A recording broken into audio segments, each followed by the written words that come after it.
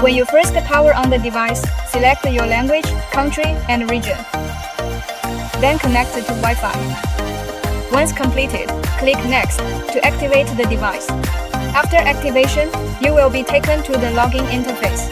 If you already have an account, you can log in directly by entering your email address and password. If you don't have an account, click Sign Up and enter your email address and password to register. If you would like to try the product, click Trial to enter trial mode.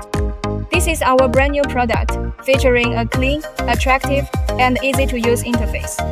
This is the main key programming function, while the adjacent feature is our newly added diagnostic function, which many similar products do not offer.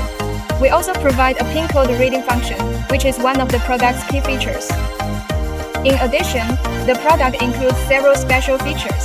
You can print diagnostic reports here, while the settings menu allows you to adjust the language and other options.